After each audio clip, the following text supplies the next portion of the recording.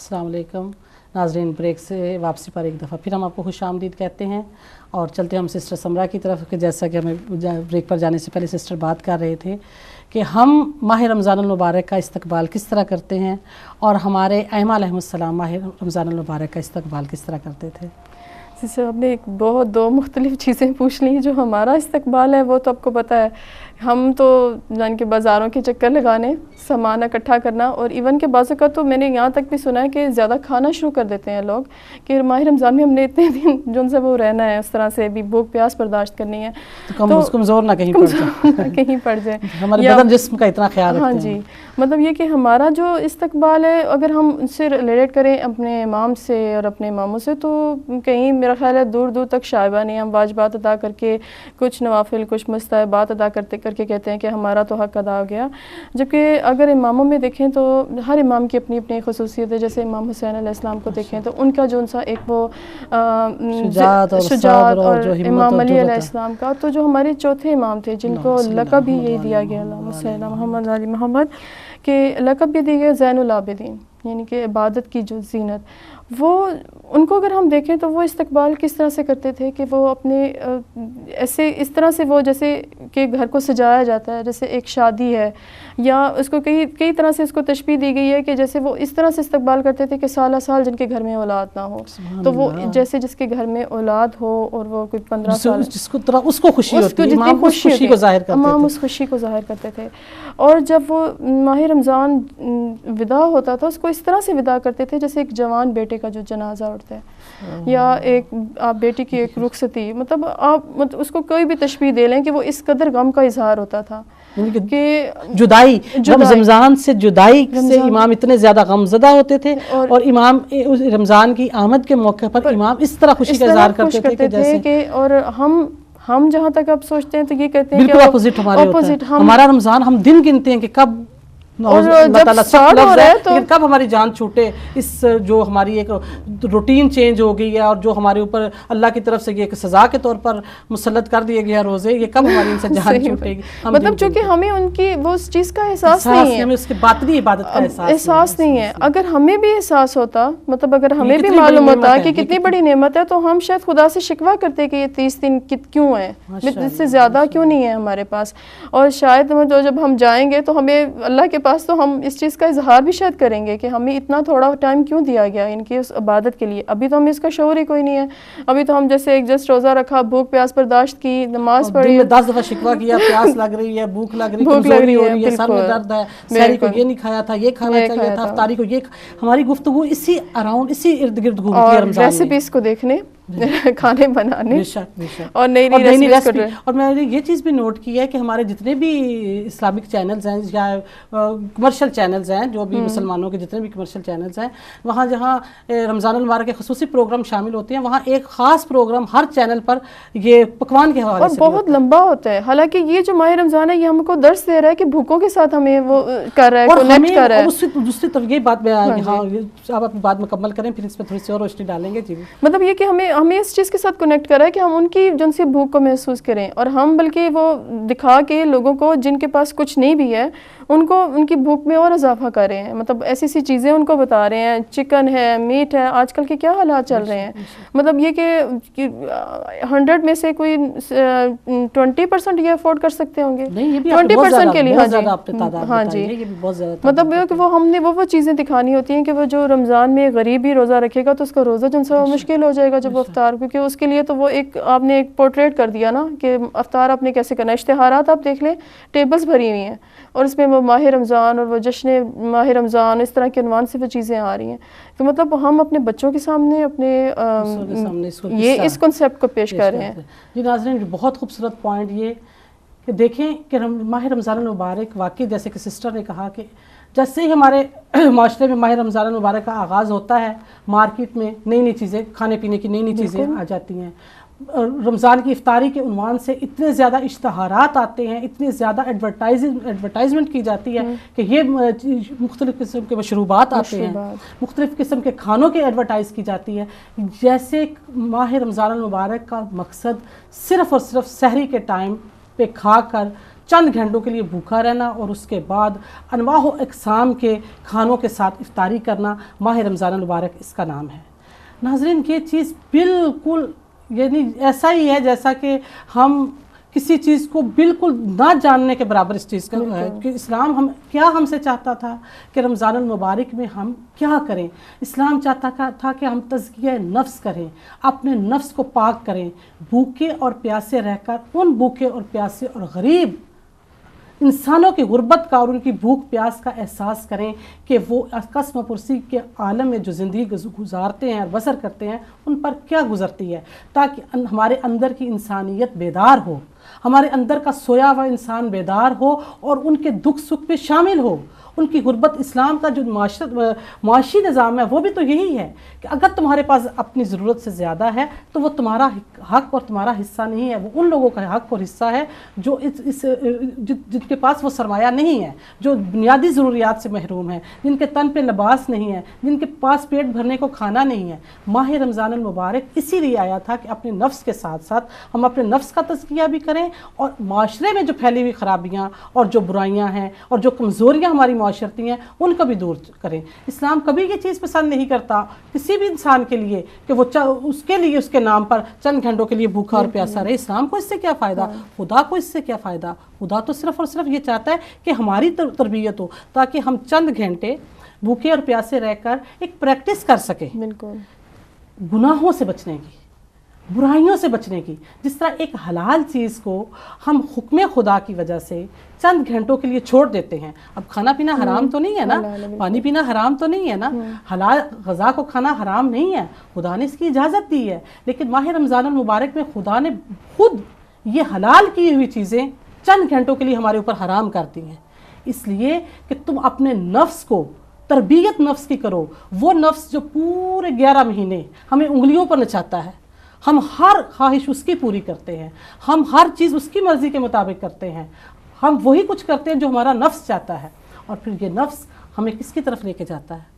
ہمیں شیطان کی پیروی کی طرف لے کے جاتا ہے، ہمیں جہنم کی طرف لے کے جاتا ہے۔ اور یہ خدا کی خصوصی رحمت ہے، یہ خصوصی رحمت ہے مسلمانوں اور مومنوں کے لیے کہ ایک ایسا مہینہ ہمارے درمیان بھیجا کہ اس میں ہمیں ایک ٹریننگ دینے کا بندوبست کیا گیا کہ یہ تربیت حاصل کرو، نفس کو ایک طرف رکھو، اس کے اوپر کنٹرول کرو کہ نہیں تمہارا دل چاہتا ہے پانی پینے کو، پیاس لگ رہی ہے لیکن میں نہیں پیوں گا، اس لیے کہ میرے خدا کا حکم ہے، میرے خدا کی طرف سے ان گھنٹوں میں ان لمحوں میں پانی نہ پینے کی ممانعت ہے۔ میرا دل چاہتا ہے کہ میرے پاس سامنے یہ کھانا پڑا ہوا ہے اور میں بھوکی بھی ہوں، میرا نفس چاہتا ہے کہ اس کو کھاؤں، لیکن میں اس وقت اپنے نفس پہ کنٹرول کرتی ہوں کہ یہ حکم خدا ہے، میں روزے کی حالت میں ہوں، میں اس کو نہیں کھاؤں گا۔ خدا چاہتا ہے کہ اسی تربیت کو اب تم نے 30 دن کی تربیت حاصل کر لی، تم نے اپنے نفس پر کسی حد تک کنٹرول حاصل کر لیا، اب اس تربیت کے ساتھ باقی نئے سال میں داخل ہو جاؤ، نئی زندگی میں داخل ہو جاؤ۔ کون سی نئی زندگی؟ جس میں تم نفس پر حاوی ہو، نفس تمہارے اوپر حاوی نہ ہو، جس پر تمہارا کنٹرول نفس پر ہو، اس زندگی جس پہ نفس کا کنٹرول تمہارے اوپر نہ ہو۔ ناظرین وہ شخص بہادر نہیں ہوتا، کہتے ہیں کہ بہادر وہ ہوتا ہے، ہمت والا وہ ہوتا ہے، طاقت والا وہ ہوتا ہے جو جسمانی طاقت رکھتا ہے۔ مثلا ایک شخص ہے، وہ آیا، اس نے ایک بہت بھاری پتھر تھا، اس نے اس کو اٹھانے کی کوشش کی، وہ نہیں اٹھا سکا۔ ایک دوسرا شخص آتا ہے، وہ اس بھاری پتھر کو اٹھا لیتا ہے، تو لوگ شاید یہ خیال کرتے ہیں کہ یہ شخص زیادہ ہمت والا ہے، یہ زیادہ طاقت والا ہے، لیکن یہ تو ایک جسمانی چیز ہے، یہ تو ایک پٹھے ہمارے اندر ہیں جو مضبوط ہوتے ہیں، جس کے پٹھے طاقتور ہوتے ہیں، مسلز، وہ اس چیز کو اٹھا لیتا ہے۔ اور حیوانوں میں بھی یہ چیز پائی جاتی ہے، اس میں کوئی انسانوں کی تو کوئی خاص مخصوص چیز نہیں ہے۔ اسلام کس کو بہادر کہتا ہے؟ دین کس کو کہتا ہے کہ ہمت والا ہے، وہ طاقت والا ہے، وہ قدرت والا ہے؟ جو اپنے نفس پر کنٹرول کرے۔ اسلام کے نزدیک سب سے بڑا شخص بہادر وہ ہے جو اپنے نفس پہ کنٹرول کرتا ہے۔ تو یہی چیز کہ ہم جو ہے رمضان المبارک کا ہمارے وہی جیسے ہم اسی چیز کو کر رہے ہیں کہ ہم نے کیا رمضان کو بنا دیا، رمضان ہمارے لیے کس لیے آیا تھا، میں نے ایک ہم نے اس کو کیا بنا دیا۔ صحیح بات ہے، میں نے ایک کہیں لطیفہ پڑھا کہ ایک شخص ہے کہ وہ ٹائی جنسی ہے نا، وہ باندھتا تھا تو بڑا آ کے بولتا تھا اس کے بارے میں کہ بھی میں ٹائی پہنتا ہوں اور بھی بہت تنگ کرتی ہے یہ وہ، تو کسی نے کہا کہ بھی تم کیوں پہنتے ہو؟ تو نہ پہنو، اتار دو. تو اس نے کہا کہ تمہیں نہیں معلوم، جب میں رات کو شام کو آتا ہوں اور اس کو اتارتا ہوں تو مجھے اس سے کتنی راحت اور کتنا سکون ملتا ہے. سیم وہی روزے کی بات ہے کہ ہم وہ روزہ رکھتے ہیں اس افطاری کے اس میں کہ ہمیں افطاری کی خواہش پہ کہ افطاری میں ہمیں کیا کیا ملے گا، کیا ملے گا. اور یوزلی ہم اپنے بچوں کو بھی یہ کنسپٹ. جی جی ہمارے ساتھ ایک کالر ہے، ہم ان کو اپنے ساتھ شامل کرتے ہیں. جی السلام علیکم. جی کال ڈراپ ہوگی، انشاءاللہ دوبارہ وہ ہمارے ساتھ شامل ہو سکتے ہیں. جی ہاں سسٹر، وہی کہ ہم روزے کو یہ سمجھتے ہیں کہ چند گھنٹے ہم اس انتظار میں کہ افطاری کے ٹائم پہ ہمارے سامنے کون کون سی لذتیں آنے والی ہیں، کون کون سی نعمتیں آنے والی ہیں، اس انتظار میں ہم اپنے بچوں کو بھی، یہاں میں یہ بھی پوائنٹ پہ کرنا چاہوں گی کہ ہم اپنے بچوں کی تربیت کس طرح کر رہے ہیں. آپ سے میں جاننا چاہوں گی کہ آپ اس پہ روشنی ڈالیں کہ ہم اپنے بچوں کو یہ رمضان کا تعارف کیسے کرواتے ہیں، ہمارے بچے رمضان کو کیسے یاد رکھتے ہیں، کس حوالے سے یاد رکھتے ہیں. کیا وہ اس حوالے سے کہ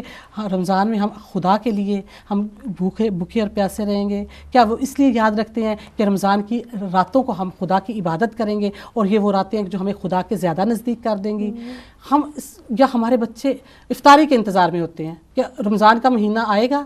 تو ہمیں ہر روز، پہلے تو یہ ہوتا ہے نا کہ کبھی ہفتے میں ایک دفعہ ماں جو کوئی اسپیشل چیز بنائے گی، کبھی کوئی فرمائشی چیز ہفتے میں ایک دفعہ. ظاہر ہے ماں کی مصروفیات بہت زیادہ ہوتی ہیں گھر کے کام کا، جو سے اب ہر روز اسپیشل کھانے تو نہیں بنتے. وہ تو ہماری خوش قسمتی ہے کہ اللہ تعالیٰ نے ایک ایسا مہینہ ہمارے لیے بنا دیا جس کے 30 دن ہمارے گھر میں اسپیشل چیزیں بنتی ہیں، اور ماؤں کو بھی ہمت ہوتی ہے. تو کیا ہمارے بچے اس حوالے سے نہیں رمضان کو یاد کرتے کہ وہ ایک ایسا مہینہ جس میں افطاری میں ہمیں ہر قسم کی نعمتیں ملیں گی؟ سسٹر بچوں کو تو ظاہر موٹیویٹ کرنا ہوتا ہے. بچوں کو تو وہ بچوں کی طرح ہی ہم ان کو ٹریٹ کریں گے نا. بچے جس چیز سے خوش ہوتے ہیں وہ ہم کبھی، میں بچپن میں وہ پڑھتے تھے کہ وہ کون سے بزرگ ملتان کے تھے کہ وہ ان کی جو والدہ تھیں جان ماز کے نیچے وہ رکھتی تھیں شکر رکھتی تھیں جو ان کی پسندیدہ چیز. تو وہ جب اس کو اٹھاتے نماز پڑھتے تھے تو کہتی تھی تمہارے لیے انعام ہے، تو وہ اس کو لیتے تھے. تو اس شوق میں اور اس لالچ میں بچوں میں یہ وہ جو چیزیں ہوتی ہیں، بچے تھوڑے سے لالچی ہوتے ہیں. کی اس منزل پہ تو نہیں ہوتے کہ وہ باطنی چیز کو سمجھے، عبادت کا اس کا باطن کیا ہے. وہ تو اگر ہم مائیں موٹیویٹ کرنا چاہتی ہیں بچوں کو کسی جو ان کی پسند کی کھانے کی چیز ہے اس پہ وہ مطلب بچے کو اگر کرنا چاہیں تو اس میں کوئی حرج نہیں ہے کہ مطلب وہ کوئی بری چیز نہیں ہے. حرج اور پرابلم وہاں پر آتی ہے جب بڑے بھی اس لالچ میں اس چیز میں وہ اس چیز کو رکھتے ہیں. سوری میں آپ کی بات کاٹ رہی ہوں، جب وہ ہم اعتدال کی منزل سے گزر جاتے ہیں. اسلام اعتدال کی حد تک، اسلام ہر چیز کی اجازت دیتا ہے، مباح چیزیں ہیں، لیکن وہ برائی اور خرابی وہاں پیدا ہوتی ہے جہاں ہم اعتدال کی منزل سے ہٹ جاتے ہیں. لیکن جو سب سے زیادہ چیز جو ہوتی ہے کہ بچوں میں زیادہ تر یہ ہوتا ہے کہ جو مطلب واجب جن کی ایج ہوگی، ان کی جن پر روزہ واجب ہو گیا، اب مائیں گھبراتی ہیں کہ وہ روزہ کیسے رکھیں گے. اسپیشلی بچیاں 9 سال کی عمر میں جب وہ روزہ رکھنا شروع کرتی ہیں، ان کی ایج جن سی وہ اس حساب سے ہوتی ہے تو وہ ان کے لیے بہت پریشان ہوتی ہیں. بعض تو ہوتی ہیں کہ وہ جو رکھواتی ہی نہیں ہیں، حالانکہ یہ ایک سخت جو ان سے گناہ جان بوجھ کے روزہ چھوڑنا. مائیں ایسے دیکھتے ہیں کہ نہیں ابھی بچہ ہے، یعنی کہ محبت کا تقاضا، وہ ممتا کی جو محبت کا تقاضا یہ سمجھتے ہیں کہ وہ عبادت سے دور کر دیں اس بچے کو تو یہ ہماری محبت ہے. یہ اس کے بارے میں اتنی سخت روایات ہیں کہ بھی مطلب وہ عورت جن سی ہے وہ خود بھی جہنم کا شکار ہوگی اور وہ اس کے بچے بھی جو اپنے بچے کو اس پہ نہیں لے کر آتی ہے. مطلب یہ کہ اگر آپ بچے کو ابھی سے اس چیز کو کرنا شروع کر دو کہ بھی جو سا ہے کہ یہ بھوک کیسے برداشت کرے گا، وہ بچہ کبھی بھی پھر بھوک برداشت نہیں کرے گا. آپ بچے کو ٹرین کرو. ٹرین کرنا کیا ہوتا ہے کہ ماہ رمضان سے پہلے کچھ، میں جیسے کرتی ہوں کہ بھی کچھ عرصہ پہلے بھی کھانا کم کر دو، مطلب 3 ٹائم کر دو، چیزیں کچھ کم کر دو. مطلب وہ چیزیں جن سی ہیں بچی جن سی اگر 4 ٹائم کھا رہی ہے، 5 ٹائم کھا رہی ہے، تو آپ اس کو 3 ٹائم میں کر دو. آہستہ آہستہ اس میں بھوک کی جن سی ہے برداشت کرنے کی ہمت پیدا ہو اس میں. مطلب یہ کہ ہم لوگ کیا کرتے ہیں، ہم لوگ اور زیادہ کھلاتے ہیں کہ بھی ماہ رمضان آنے والا ہے. جب ماہ رمضان آتا ہے تو بچہ وہ جن سا وہ بھوک اور پیاس کو برداشت ہی نہیں کر سکتا تو ہم اس کو پھر وہ اور موٹیویٹ کرتے ہیں، خود چھڑوا دیتے ہیں یا اس کو پانی پلا دیں گے کہ اس کی طبیعت خراب ہے. اور پھر اس کا نتیجہ دیکھتے ہیں ہم اپنے معاشرے میں دیکھتے ہیں کہ بہت سارے جو ایسے روزہ نہ رکھنے والے لوگ وہی ہیں جن کو بچپن سے اس چیز کی عادت نہیں ڈالی گئی، پھر بڑے ہو کر وہ کبھی بھی اس چیز کی طرف ظاہر ہے جب ایک دفعہ وہ دیکھیں گے کہ میں تھوڑا سا بے چین ہوا ہوں، تھوڑا سا پریشان ہوا ہوں یا پریشانی، روزے کی اتنی اہمیت نہیں ہے جتنی میری بھوک اور پیاس یا میری اس کی تڑپ، پیاس کی تڑپ اور بھوک کی تڑپ جو ہے وہ زیادہ اہمیت رکھتی ہے. اس حالت میں آپ چھوڑ سکتے ہو کہ جہاں پہ زندگی اور موت کا مسئلہ. وہ تو ظاہر ہے، اسلام تو اتنا اسلام اس پہ نہیں کرتا. لیکن اگر ایک چھوٹا ایک آپ کے برداشت ان سی ہے وہ تھوڑی سی, اور یہ بھی آپ کو کہا جائے کہ برداشت سے زیادہ تو اللہ دیتا بھی نہیں ہے. بے شک یہ تو یہ ہو ہی نہیں سکتا. وہ جو کریٹر ہے وہ بیسٹ جانتا ہے کہ میری مخلوق کے لیے کون سی چیز زیادہ نقصان دہ ہے, کون سی کم ہے اور کون سی بالکل نہیں ہے. مطلب ہم لوگ رکھ رہے ہیں روزہ تو کچھ ایسا محسوس نہیں ہو رہا, صرف آپ اپنے آپ کو ایک نیت کر رہے ہیں اور آپ اس چیز پہ لے کر آ رہے ہیں, تو مشکل کام تو نہیں ہے, لیکن ہم مشکل بنا دیتے ہیں اس لیے کہ ہمیں اپنے نفس پر کنٹرول کرنے کی عادت نہیں ہوتی. اسلام کا جو سب سے روزے کا جو سب سے زیادہ مقصد ہے وہ ہے نفس, ضبط نفس, کہ اپنے نفس پر کنٹرول کرنا. اور یہ اب آپ دیکھیں اسلام ٹریننگ دے رہا ہے ماہ رجب سے روزے رکھنے کی, مطلب اتنی زیادہ ثواب پورے سال ہوتے ہیں, لیکن ماہ رجب سے دین ماہ شعبان, مطلب 2 مہینوں میں آپ مسلسل ٹریننگ لو اس روزے کی. دیکھیے کتنی خوبصورت بات ہے. میں بھی کل یہی چیز سوچ رہی تھی, میں نے کہا کسی اور عبادت کے لیے خدا تیاری کا یا ٹریننگ کا بندوبست نہیں ہے. اب یہ نہیں ہے کہ نماز پڑھنے سے پہلے آپ کو کچھ عرصہ پہلے کچھ ٹائم پہلے آپ کو اس کی ٹریننگ دی جائے. ہم حج کے لیے کوئی بھی ٹریننگ کا ذریعہ نہیں کہ حج کرنا ہے سال میں ایک دفعہ آپ نے جا کر, یا زندگی میں ایک دفعہ آپ نے کرنا ہے, جاتے پہلے آپ کو ٹریننگ ہے. اسلام پہلے آپ کو ٹرین کرے کہ وہاں جا کے آپ نے حجر اسود کو کیسے بوسہ دینا ہے, خانہ کعبہ کا طواف کیسے کرنا ہے, صحیح کیسے کرنی ہے. بعض اوقات وہ لوگ ایک حج کر کے آتے ہیں تو وہ کہتے ہیں ہمارا وہ ہمیں وہ مقصد ہی نہیں حاصل ہوا, کیونکہ وہ ان کے لیے پتہ ہی نہیں ہوتا. لیکن یہ روزہ ایک رمضان اللہ تعالیٰ کی ایک ایسی عجیب اور عظیم نعمت ہے, اور اتنا بڑا, یعنی کہ جتنا بڑا کوئی چیز ہوگی اس کے اتنے ہی درجات بھی بلند ہوتے ہیں, اور اس کے اندر وہ مشقت بھی اتنی زیادہ ہوتی ہے. کیونکہ ناظرین یہ چیز تو ہم اپنی زندگی میں بھی یہی چیز دیکھتے ہیں کہ جس چیز کے جو چیز زیادہ اہم ہوتی ہے, اگر کسی نے ڈاکٹر بننا ہے بچے نے, تو اس کو عام بچوں کی نسبت زیادہ محنت کرنی پڑے گی, زیادہ اس کو مشقت کرنی پڑے گی, اس کو زیادہ تیاری کرنے کی کوشش کرنی پڑے گی. جتنا زیادہ آپ نے عہدہ لینا ہے, آپ نے اپنی پروموشن کروانی ہے, آپ کو امتحانات پاس کرنے پڑیں گے. بغیر ہاتھ پہ ہاتھ دھرے کوئی بھی آپ کو دنیا کی عام نعمتیں حاصل نہیں ہوتی. تو جو اخروی نعمت بھی ہیں اور اس دنیا کی نعمتیں بھی ہیں, اور خدا کے نزدیک عظیم ہے, ہمارے نزدیک نہیں. ہم تو یہ پروموشنز کو ہم کہتے ہیں کوئی بچہ ہمارا کسی ڈگری اس نے حاصل کر لی, یہ اس کی کامیابی ہے, اس کو اچھی جاب مل گئی ہے, یہ اس کی کامیابی ہے, اس کو ایک خوبصورت بیوی مل گئی ہے, یہ ہمارے بچے کی کامیابی ہے. یہ تو ہمارے نزدیک کامیابیاں ہیں نا. وہ کامیابی جو خدا جس کو کامیابی کہہ رہا ہے اس کا اندازہ لگائیں کہ وہ کس قدر عظیم کامیابی ہوگی, اور خدا ان چیزوں کو ہمارے لیے کامیاب کہہ رہا ہے. تو پھر رمضان اور مبارک کا ہم یہ چیز دیکھتے ہیں کہ خدا نے اس کی تیاری کے لیے ہمیں 2 مہینے دیے کہ آؤ اس مہینے میں داخل ہونے سے پہلے ٹریننگ لو. ٹھیک ہے, اب یہ مسلسل 30 دن روزے رکھنے ہیں, یہ 2 مہینے ہیں, چند دن رکھو چند دن چھوڑو, تاکہ تم اس کی تربیت, اس کا ثواب دیکھیں کتنا زیادہ ثواب دیا گیا. یہ بھی نہیں کہ بغیر ثواب کے آپ کو ثواب بھی حاصل ہو رہا ہے اور آپ ٹریننگ بھی حاصل کر رہے ہیں. اور ٹریننگ کا مقصد یہی ہے کہ آپ نے ٹریننگ 2 مہینے لے لی, آپ نے کر لی ٹریننگ, اب یہ مہینہ ایسا ہے کہ اب آپ کو ایک بھی بغیر کسی شرعی عذر کے, بغیر کسی جس کو شریعت جہاں اجازت دیتی ہے اس کے بغیر پھر آپ کو ایک بھی روزہ چھوڑنے کی اجازت نہیں ہوگی. تو دیکھیے ہم نے ان چھوٹی چھوٹی چیزوں پہ کبھی غور ہی نہیں کیا اور اہمیت نہیں. اور وہی چیز کہ ہم زیادہ تر جو ہے وہ رمضان المبارک کو دیکھتے ہیں افطاریوں اور سحریوں کے حوالے سے. اب یہ کہ ہم نے یہ ویکینڈز آ رہے ہیں, یہ ویکینڈ ہم نے فلاں فیملی کی افطاری کروانی ہے, فلاں فیملی کی طرح. معذرت کے ساتھ ناظرین, میں خود بھی اس چیزوں میں مبتلا ہوں, میں بھی آپ کے ساتھ ہی اور اسی معاشرے کا ایک حصہ ہوں, اور آپ جیسے ہی ہوں کہ ہم سمجھتے ہیں کہ ثواب ہے, افطاری ضرور کروائیں. اسلام کہتا ہے کہ اگر آپ صرف ایک کھجور سے بھی کسی کی افطاری کرائیں تو ایک مومن بھائی کی, تو بہت اجر و ثواب کا باعث بنتا ہے. لیکن یہ اس معاشرے میں اس کو انکریجمنٹ کی گئی جہاں بہت غربت تھی,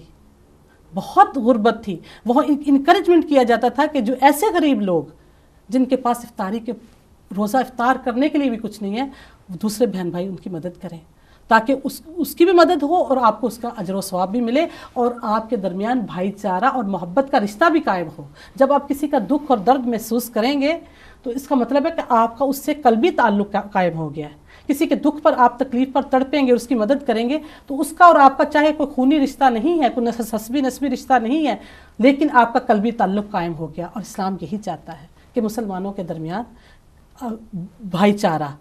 اخوت, بردرہڈ اور یہ قلبی تعلق قائم ہو جائے. تو یہاں میں یہ بات یہاں کے معاشرے کی ہم کرتے ہیں کہ یہاں ہم دیکھتے ہیں کہ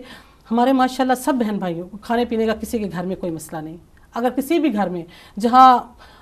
یہاں کی سوسائٹی کے لحاظ سے ہم کہیں کہ وہ ذرا تھوڑا سا مڈل کلاس لوگ ہیں, ان کی بھی فریج آپ کھولیں گے نا تو کھانے پینے کی 70 چیزیں آپ کو کم از کم ضرور نظر آئیں گی, کوئی ایسا مسئلہ نہیں.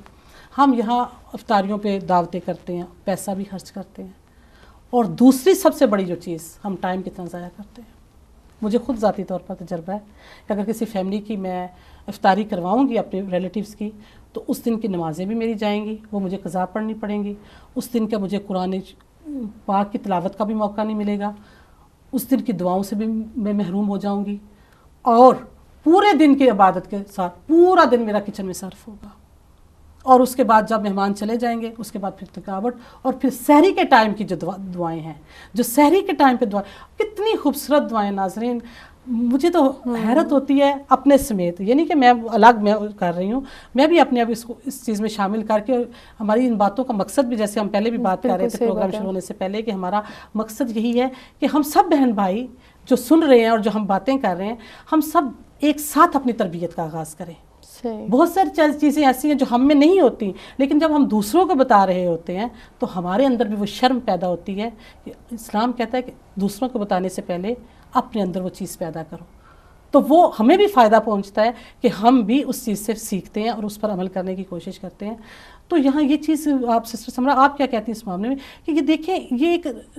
ایک رسمی طور پر چیز عادت ہمیں پڑ چکی ہے کہ ہم افطار پارٹیز کا جس کا نام دیا گیا، اور پھر اس پر اسراف کتنا زیادہ ہوتا ہے۔ ہمارا اپنے ذاتی گھروں میں دیکھیں، میرے گھر میں جب افطاری ہوتی ہے، جب مہمان، ڈھیروں کھانا بچا ہوا ہوتا ہے، کیونکہ آپ کو ہوتا ہے کہ کم کھانا نہ پڑ جائے، یہ نہ اب زیادہ ہی کھانا بناتے ہیں۔ اب یہاں نہ کوئی غریب آدمی ہے جس کو آپ وہ کھانا دے دیں گے، نہ آپ کے بچے، ماشاءاللہ ہم نے اپنے نفس کے ساتھ ساتھ بچوں کی کچھ اس طرح نفسی تربیت کی ہوئی ہے کہ دوسرے دن کا بچا ہوا باسی کھانا کھا لیں گے۔ اب وہ کھانا ہمارے لیے بیکار ہے، اب وہ کھانا کہاں جائے گا، اب وہ کھانا بین میں جائے گا۔ صحیح۔ تو کیا یہ چیزیں معاشرتی طور پر جو ہم نے اپنے اوپر مسلط کر دی ہیں، جن کا اسلام سے دور تک کبھی تعلق نہیں، کیا یہ ہمیں عبادتوں کے خالی کھول سا ہمارے پاس نہیں رہ گیا، ڈھانچہ سا، کہ ہمارے پاس ایک شیل ہے ہمارے پاس عبادت کا، اس کی روح، اس کا مغز جو ہے وہ ہمارے پاس نہیں ہے؟